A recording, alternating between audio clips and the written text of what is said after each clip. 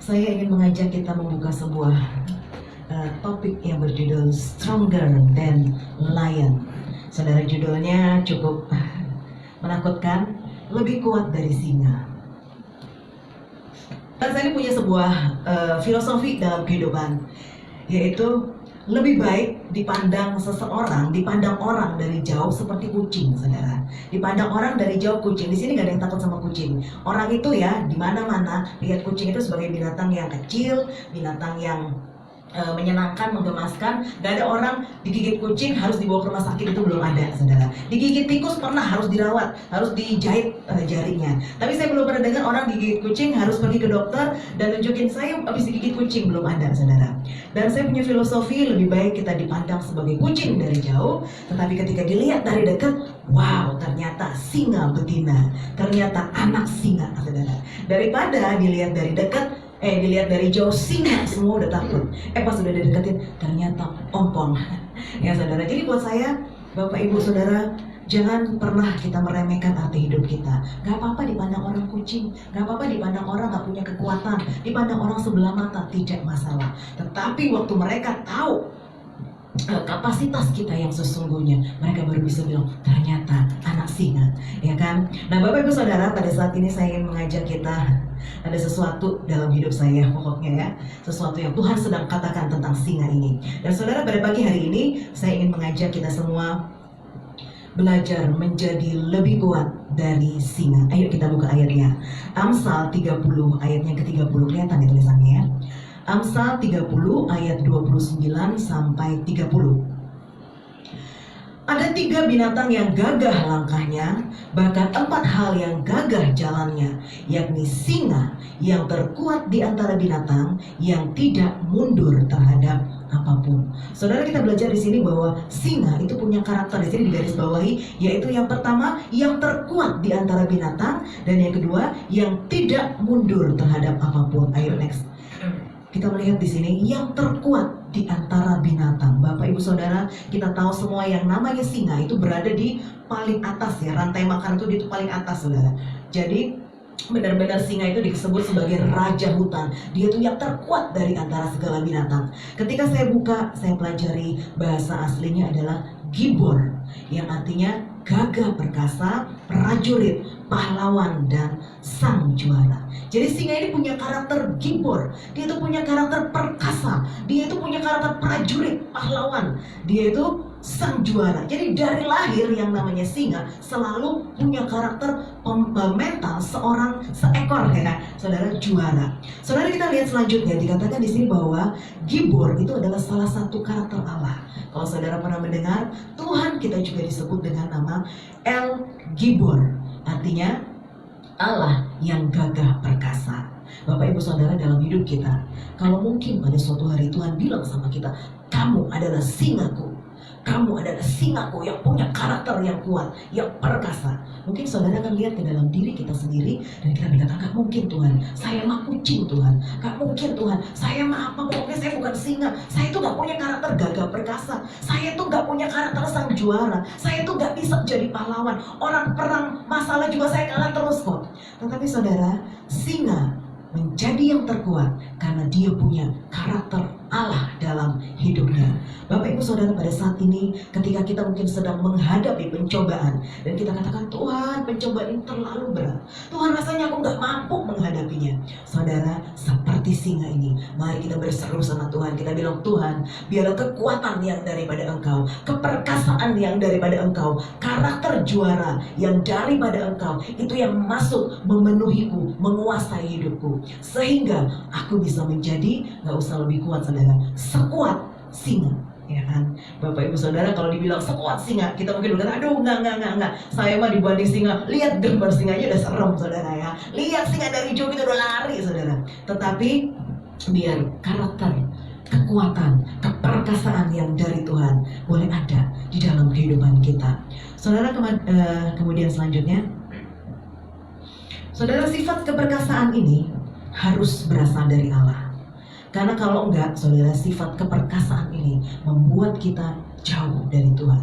Kalau sifat keperkasaan kita dapat karena kekuatan kita, karena banyaknya harta kita, karena banyaknya kenalan relasi kita, karena semua yang terjadi dalam hidup kita, kita kan menjadi orang-orang yang berkata, di mana Tuhan? Gak usah pakai Tuhan, aku bisa. Gak usah dengan pertolongan Tuhan, aku mampu menghadapi kekuatan, menghadapi persoalan dalam hidup. Tetapi Bapak Ibu Saudara, pada saat pagi hari ini, biarlah saudara, kita semua, kita punya sifat keperkasaan yang datang dari Tuhan. Kemudian sifat daripada singa yang kedua adalah tidak mundur terhadap apapun. Saudara, kalau kita ini terus terang seringkali ya, kalau masalahnya udah terlalu berat gitu, aduh Tuhan, nyerahlah Tuhan, sudahlah kayaknya aku gak mampu menghadapi ini semua. Tetapi ketahuilah saudara bahwa senjata rohani, jadi Tuhan itu kan kasih senjata rohani, kasih pedang roh, kasih ketopong keselamatan, kasih perisai iman, kasih kasut kerelaan, kasih segala macam perlengkapan untuk kita pakai dalam peperangan rohani. Saudara tahu, semuanya itu untuk melapisi tubuh bagian depan. Jadi saudara, kalau kita turn back itu artinya kebalik ya, balik badan, maka saudara kita akan diserang dari belakang. Karena di belakang ini gak ada pertahanan, gak ada perlindungan. Jadi Bapak Ibu Saudara, di dalam Tuhan kita semua harus maju. Di dalam Tuhan tidak boleh mundur. Kenapa saudara? Ketika kita mulai mundur, kita menjadi sasaran yang empuk buat iblis.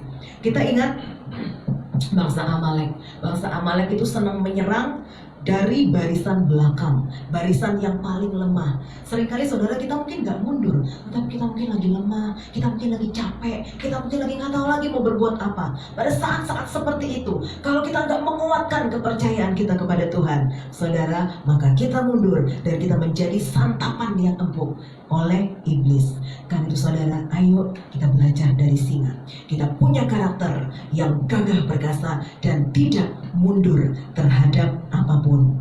Kita melihat selanjutnya Mazmur 34 ayatnya yang ke-11. Udah ditulis semuanya ya. Mazmur 34 ayatnya ke-11 dikatakan, singa-singa muda merana kelaparan, tetapi orang-orang yang mencari Tuhan tidak kekurangan suatu pun yang baik. Ayat ini saya percaya bahwa kita semua udah tahu, singa-singa muda merana kelaparan, tetapi orang-orang yang mencari Tuhan tidak kekurangan suatu pun yang baik. Saudara, kalau kita lihat, coba dilihat selanjutnya deh. Singa walaupun disebut yang paling kuat, mereka tetap bisa menderita kelaparan. Kadang-kadang saudara kita berpikir, wah kalau yang hebat, kalau yang mungkin punya banyak harta, punya banyak penggemar, yang mungkin punya banyak hal dalam hidupnya, gak mungkin dia mengalami kekurangan, gak mungkin mengalami kelaparan, gak mungkin mengalami keresahan dalam jiwa. Tetapi kita lihat singa itu bisa menderita kelaparan saudara. Dikatakan pada musim kemarau, pada musim kekeringan, pada musim gak ada mangsa, semuanya pada sembunyi, mereka bisa kelaparan saudara. Dan kemudian yang kedua, ketika orang tua, maksudnya orang tua singa ya, kalau disebut singa tua aneh. Ketika orang tua singa tidak bisa memenuhi kebutuhan singa muda, mereka gak bisa makan saudara. Mereka menderita kelaparan. Karena terjemahan bahasa Inggrisnya mengatakan, singa-singa muda menderita kekurangan dan kelaparan. Saudara, setiap orang dalam hidup mereka, sehebat apapun mereka, setinggi apapun posisi mereka, jabatan mereka kayak apa, ada suatu waktu dalam hidup mereka, ada suatu titik dalam hidup mereka, mereka pun menderita kelaparan dalam jiwa mereka. Saudara, selanjutnya, saudara, kita ini perlu melihat hidup kita. Hati-hati terhadap keinginan atau kelaparan kita. Tiap kita ini punya kelaparan saudara yang beda satu dengan yang lainnya. Masalahnya adalah ketika lapar itu ada di jiwa, itu gak bisa dikenyangkan dengan apapun juga. Ada banyak orang berpikir kalau mereka lagi stres, lagi depresi, ada sesuatu yang kosong dalam hidup mereka, maka bisa diisi dengan makan enak, bisa diisi dengan barang-barang mewah yang mereka bisa beli dari manapun juga. Mungkin mereka berusaha mencari perhatian dari orang lain, saudara, tetapi semua itu semu. Saudara, nggak bisa. Tetapi kita cuma bisa dapat dari Tuhan. Singa ini ketika mereka masih kecil, mereka kan dapat makanan dari orang tuanya. Tetapi ada kalanya si singa tua, udah terlalu tua, udah gak mampu lagi. Sedangkan anaknya masih terlalu kecil untuk berburu, saudara. Jadi benar-benar mereka gak bisa dapatkan mangsa, gak bisa dapat makanan. Bapak Ibu Saudara, ketika kita menggantungkan kebahagiaan kita kepada orang lain, kepada keadaan sekitar, maka yang di dalam, yang di jiwa itu tidak akan pernah terpenuhi. Saudara, saya pernah membaca sebuah tulisan dari seorang dokter bedah. Saudara, dari seorang dokter bedah terkenal di Amerika. Kemudian pasiennya, pelanggannya, langganan ini ada orang-orang terkenal karena dokter bedah terkenal. Jadi pasti operasinya mahal, saudara. Kemudian dia ini bisa membuat wajah orang yang biasa jadi ajaib lah pokoknya ya. Yang hidungnya mungkin kurang mancung bisa dimancungin, yang bibirnya tipis bisa ditebelin gitu ya, yang matanya mungkin kurang gede bisa jadi belok, yang mungkin tulang rusuknya tulang terasa mungkin kayaknya kotak banget gitu ya, bisa di gitu loh, bisa jadi oval. Pokoknya segala jenis muka, mau muka kayak siapa bisa gitu. Tetapi dokter bedah ini berkata, sebelum saya melakukan operasi, sebelum saya pegang-pegang mukanya, saya akan bertanya dulu, kenapa kamu mau operasi plastik? Kenapa kamu kepengen mukamu dirubah? Semua orang yang datang selalu bilang, supaya saya ngerasa lebih pede, supaya saya ngerasa lebih nyaman dengan tampilan saya, dengan muka saya. Mungkin ada yang nggak ngerti deh, sedot lemak atau apa, saya juga nggak ngerti ya saudara. Tetapi semua berkata supaya saya lebih nyaman dengan tampilan saya, supaya muka saya terlihat lebih indah, supaya banyak sekali saudara alasan-alasan yang seperti itu. Kemudian kata dokter bedah, oke, kalau itu alasannya, kata si dokter bedah, yang penting bisa bayar ya kan. Kemudian dioperasilah pasien ini. Tetapi yang menyedihkan, setelah selesai dioperasi dan menurut dokter bedah ini hasilnya sangat sempurna, ditanya lagi, saudara, udah selesai nih ya semuanya, terus dikasih kaca dan dia bilang, sekarang gimana? Kamu udah nyaman lihat mukamu? Udah nyaman ngelihat bentuk tampilanmu? Sesudah dioperasi, sudah diperbaiki, semuanya sudah dipermak, sudah nyaman? Kayaknya sama aja ya, kayaknya kok ada yang berubah ya, kata dia gitu. Kemudian kata si dokter bedah, yang salah bukan yang di luar, tetapi yang di dalam. Saudara, banyak orang yang salah itu yang di dalam, yang luka yang di dalam, yang perlu dibenerin itu yang di dalam. Tetapi mereka berusaha dengan memperbaiki yang di luar. Bapak Ibu Saudara, seperti singa, mereka bisa menderita kelaparan. Saya percaya setiap kita, gak peduli siapapun kita, gak peduli berapapun hebatnya kita, ketika kelaparan di jiwa kita tidak dipenuhi oleh Tuhan, kita akan cari kepada hal-hal lain di dunia ini.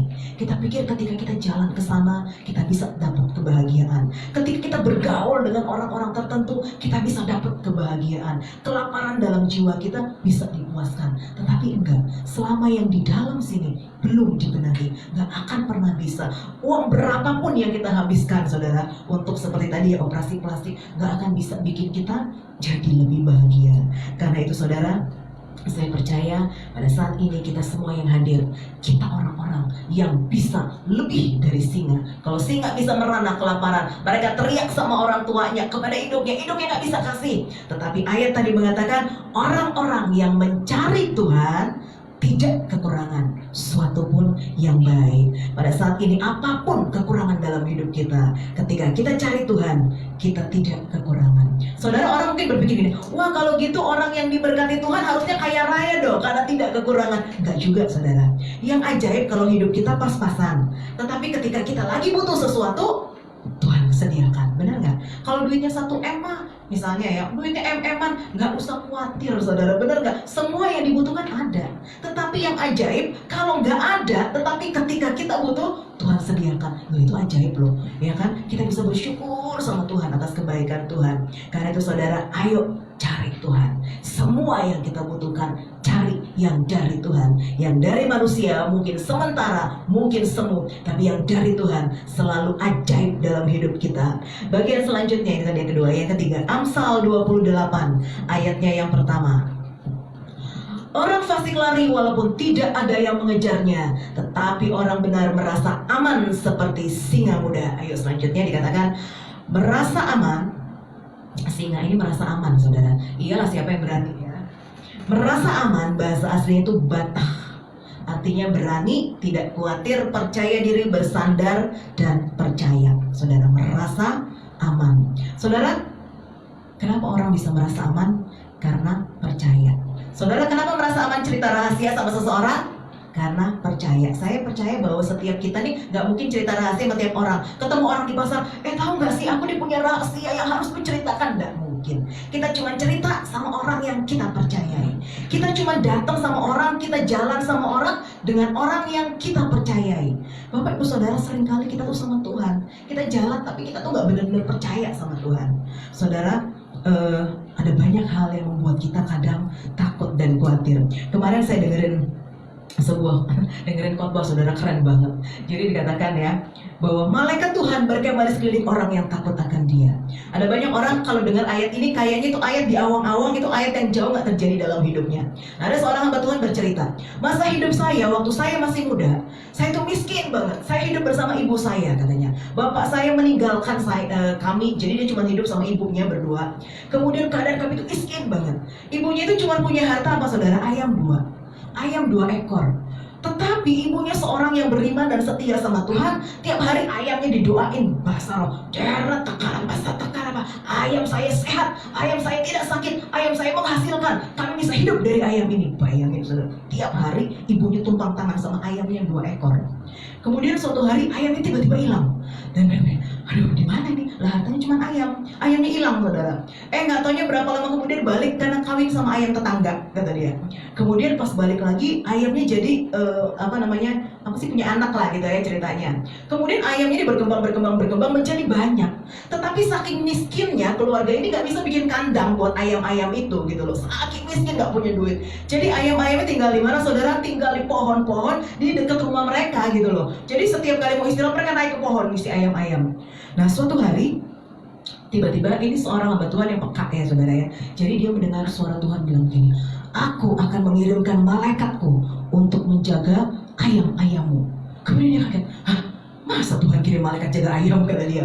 Tetapi katanya, saya bangun jam 2 pagi dan saya lihat benar ada sesosok pakai baju putih tinggi gede, rambutnya perak bercahaya, jalan di sekitar pohon. Ngapain saudara? Ngeliatin ayam-ayamnya. Dan saya lihat, wah, beneran Tuhan kirim malaikat jagain ayam-ayam. Suatu hari saudara, kampung itu dilanda wabah, nggak tahu namanya wabah apa, tetapi di kemudian hari dikenal dengan nama flu burung. Kata dia, sekampung itu ayamnya banyak yang sakit, banyak yang mati, aduh pokoknya rugi. Kata dia, ayam mama saya satu pun tidak ada yang sakit, tidak ada yang mati. Bahkan kata dia, tetangga saya punya ayam lagi bertelur, dia tidur di sebelahnya, saking jagain ayam cuma satu lagi bertelur saudara. Ditungguin di sebelahnya. Saudara tahu apa yang terjadi? Besok paginya hilang, dicuri maling. Ayam kami tidak pernah hilang, tidak pernah sakit, tidak ada yang mati karena penyakit maksudnya. Dan dia bilang, dan ayam-ayam itu menghidupi kami sampai saya berhasil sekolah Alkitab, lulus dengan baik. Saya dengerin, ya ampun benar ya, Tuhan kirim malaikat jaga ayam. Nah, hartanya ayam ya kan. Saudara, kadang-kadang kita kalau baca Alkitab, kita berpikir, aduh itu mah jauh, Tuhan berkemah di sekeliling orang-orang, mungkin di sekeliling A, si B, si C. Tetapi saya percaya ketika kita takut akan Tuhan, ketika kita berharap sama Tuhan, malaikat Tuhan berkemah, malaikat Tuhan jagain kita, harta kita, keluarga kita. Sampai hartanya cuma ayam, ya ayam dijagain. Saudara, ajaib banget gak? Itu sebabnya kita perlu sungguh percaya sama Tuhan. Kalau kita beranggapan firman ini cuma buat orang lain, firman ini mah cuma buat orang-orang yang aktif, orang-orang yang setia, aduh kalau buat saya kayaknya enggak deh. Saudara, maka itu yang terjadi. Karena itu ayo tetap percaya, sehingga kita bisa merasa aman saudara. Saya terus terang aja pas dengar gitu, oh iya ya Tuhan, kadang kita lupa, kadang kita takut, kadang kita khawatir. Tapi kadang kalau kita dengar seperti itu, oh iya ya, ayam aja dijagain, Tuhan kirim malaikat jaga ayam. Apalagi keluarga kita, apalagi bisnis kita, apalagi sekeliling rumah kita. Karena itu saudara perlu kenal Tuhan, perlu kenal firman dengan baik. Kemudian saudara yang B, merasa aman, gak cuma merasa aman secara fisik, tetapi merasa aman dalam jiwa, feeling secure. Saudara, ini adalah bicara tentang tidak membandingkan diri dengan yang lain. Saudara kalau mau tahu bahwa singa itu adalah binatang ya, kalau saudara baca di sini, dia bukan binatang yang paling cepat di hutan. Dia bukan binatang yang paling gede di hutan. Dia bukan binatang yang paling cantik atau bagus yang bisa wah gitu loh. Nggak ada saudara. Saudara kalau kita lihat di sini, cheetah itu lari 100 kilo per jam. Singa 80 kilo sebentar. Karena singa tuh nggak bisa lari dalam jarak yang panjang saudara. Jadi singa tuh nggak pintar lari. Dibanding kuda juga singa kalah saudara. Dan kalau ngomong bobot, singa cuma 150 sampai 250 kilo. Gajah 7.500 kilo. Berapa berapa kalinya, bayangin saudara. Kemudian kalau ngomong yang bagus bulunya, yang bagus tampilannya, ada banyak binatang lain yang jauh lebih baik daripada singa. Bapak ibu saudara, seperti tadi Aceh bilang, kadang-kadang kita lihat orang lain, kok dia bagus ya, kok dia hebat ya, kok dia begini ya, kok dia sepertinya diberkati, kok saya enggak. Saudara, bahkan singa kalau dia bandingkan dirinya dengan binatang hutan yang lain, dia tidak pernah akan jadi raja hutan. Karena itu Bapak ibu saudara, ayo kita lihat dalam diri kita. Firman Tuhan katakan, yang ada padamu peganglah itu. Saudara nggak usah lihat orang lain yang punya 5 talenta. Kata Tuhan, kamu 1 talenta dikerjain apa enggak? Jangan lihat yang 5 tuh dikerjain semua, yang 1 dikerjain apa enggak. Kadang-kadang kita ngiri sama yang dapat banyak, tetapi talenta kita sendiri nggak kita kerjain, saudara. Karena itu Bapak ibu saudara, ayo kita belajar untuk merasa aman di dalam jiwa kita. Nggak usah bandingin, nggak usah lihat orang lain, saudara. Karena spirit of comparison, roh membandingkan, itu merusak. Saudara, saya mau cerita nih sebentar ya.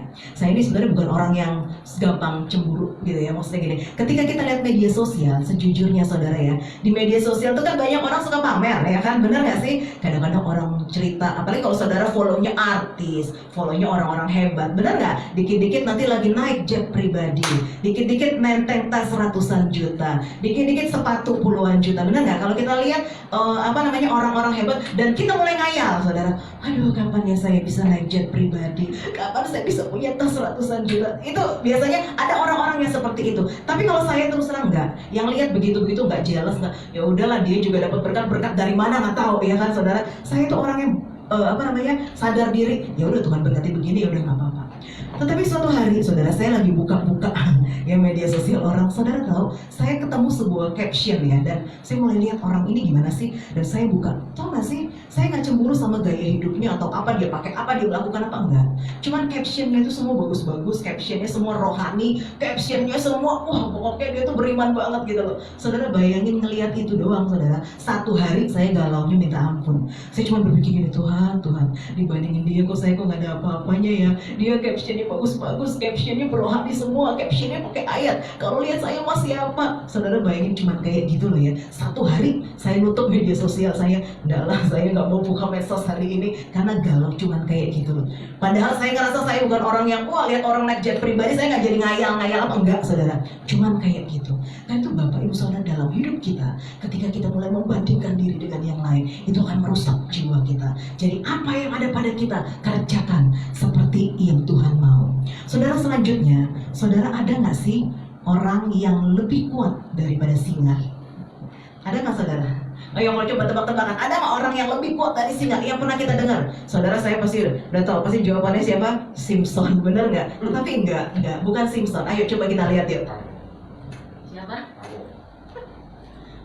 Yuk, 2 Samuel 1 ayat 23 dikatakan, Saul dan Yonatan, orang-orang yang dicintai dan yang ramah, dalam hidup dan matinya tidak terpisah. Mereka lebih cepat dari burung raja wali, mereka lebih kuat dari singa. Bayangin, siapa saudara yang tidak masuk hitungan? Saul dan Yonatan. Tetapi kita nggak pernah mengira kan bahwa Saul dan Yonatan itu lebih cepat dari burung raja wali, lebih kuat dari singa. Kenapa, saudara? Spirit of comparison. Ketika Saul mulai sirik sama Daud, Saul mulai dengar kata orang, Saul mulai membandingkan dirinya dan merasa terancam dengan Daud. Saudara tahu, kita mungkin ditetapkan Tuhan jadi singanya Tuhan. Kita mungkin ditetapkan lebih cepat dari raja wali, kita mungkin ditetapkan lebih kuat daripada singa. Tapi kalau yang di dalam nggak diberesin, saudara, dalam hidup kita bisa jadi sangat menyedihkan. Hidup kita akan berakhir dengan tragis dan gak ada orang yang tahu. Oh, Saul toh, sebenarnya Saul itu ditetapkan Tuhan lebih kuat dari singa. Gak ada yang tahu. Karena itu saudara, pada saat ini ayo kita buang semua perbedaan, semua yang menghalangi kita untuk datang sama Tuhan. Karena kita percaya Tuhan menetapkan kita jadi lebih daripada pemenang. Ayo yang terakhir. Ini ayatnya panjang banget, saudara ya. Wahyu 5, tetapi saya mau baca ayat yang pertama aja juga ya. Wahyu 5 ayat 1 sampai 7, tetapi kita baca ayat yang pertama, kemudian langsung ayatnya yang kelima. Maka aku melihat di tangan dia yang duduk di atas tahta itu sebuah gulungan kitab yang ditulisi sebelah dalam dan sebelah luarnya dan dimeterai dengan 7 meterai. Satu lagi. Dan aku melihat seorang malaikat yang gagah yang berseru dengan suara nyaring, katanya, siapakah yang layak membuka gulungan kitab itu dan membuka meterainya? Yuk langsung ayatnya yang kelima. Lalu berkatalah seorang dari tua-tua itu kepadaku, jangan engkau menangis. Sesungguhnya singa dari suku Yehuda, yaitu Tunas Daud, telah menang, sehingga ia dapat membuka gulungan kitab itu dan membuka ketujuh meterainya. Ayat 6. Maka aku melihat di tengah-tengah tahta dan keempat makhluk itu, dan di tengah tua-tua itu berdiri seekor anak domba seperti telah disembelih, bertanduk 7 dan bermata 7. Itulah ketujuh roh Allah yang diutus ke seluruh bumi. Saudara, Yohanes mendapat penglihatan tentang gulungan kitab yang termeterai, gak bisa dibuka. Kemudian dia bertanya, siapa yang bisa buka? Ini gulungan kitab termeterai, dicap, distempel di meterai, gak bisa dibuka. Kemudian gak ada yang datang, gak ada yang maju, gak ada yang bisa. Tetapi kemudian dia nangis. Menangislah aku dengan sedih, karena ini gak bisa dibuka. Kalau gulungan meterai ini gak bisa dibuka, rencana Tuhan gak bisa terjadi, gak bisa digenapi. Apa yang terjadi di bumi kalau gulungan ini gak bisa dibuka? Dia nangis dengan sangat sedihnya. Kemudian seorang dari tua-tua itu berkata, jangan menangis, sesungguhnya singa dari suku Yehuda telah menang. Saudara, singa dari suku Yehuda telah menang. Kemudian dia menoleh ketika dia melihat di tengah-tengah tahta. Yang dilihat apa, saudara? Anak domba seperti telah disembelih. Bayangin, kata tua-tua itu yang menang, yang bisa buka itu adalah singa dari suku Yehuda. Waktu dia noleh ke tahta, yang dia lihat anak domba. Bayangin, bisa kebayang gak, saudara? Katanya singa, pas dia noleh, loh kok anak domba? Saudara, satu hal yang perlu kita pelajari, ada suatu karakter bukan sekedar menjadi seekor singa, saudara, tetapi singa yang berhati domba. Bapak Ibu Saudara, mungkin seringkali kita nggak ngerti maksudnya gimana sih. Tetapi singa berhati domba. Ayo selanjutnya. Singa yang menang itu punya kekuatan, keberanian, keperkasaan. Kalau ngadepin masalah, ngadepin persoalan, ngadepin iblis, dia itu tinggal mengaum seperti singa, saudara. Semuanya berhenti, semuanya selesai. Tetapi anak domba yang sudah disembelih, ini bicara tentang ketika kita berurusan dengan Tuhan. Bapak Ibu Saudara, ketika kita berurusan dengan Tuhan, kita perlu punya sikap, punya respon, punya karakter seperti anak domba. Tuhan, ini aku Tuhan. Apapun katamu, aku mau nurut. Iya Tuhan, aku mau menyerah Tuhan. Walaupun mungkin firman-Mu pada saat ini gak enak buat aku, tetapi iya Tuhan, buat aku melakukannya. Bapak Ibu Saudara, kadang-kadang kita ini kebalik. Ketemu sama masalah, kita seperti anak domba, kita menyerah, kita takut, kita gak bisa, kita gak yakin dengan diri kita. Tetapi ketika berurusan dengan Tuhan, Tuhan bilang, kamu salah, kamu harus bertobat. Aku gak suka. Kemudian kita seperti singa, begitu ya saudara, nggak bisa, nggak terima, aku nggak suka begini-begini. Saudara, jangan seperti itu. Bapak Ibu, ketika berhadapan dengan iblis, jadilah singa, mengaumlah sampai iblis gemetar. Tetapi ketika berurusan dengan Tuhan, punyailah hati seperti domba. Kita boleh hebat di luar, boleh kuat, boleh gagah perkasa, tapi hati kita yang di dalam, ayo saudara, tetap seperti hati domba. Bapak Ibu Saudara, pada saat ini mungkin renungan firman Tuhan kita mungkin udah sering kali dengar, tetapi saya hanya berharap, ayo kita semua, kita jadi orang-orang yang gagah perkasa di hadapan Tuhan. Kita jadi orang-orang yang kalau Tuhan bilang kamu itu singa, nak, kamu itu singa, mengaum. Ayo hadapi musuh, hadapi persoalan, hadapi iblis. Saudara, ayo belajar sepakat sama Tuhan.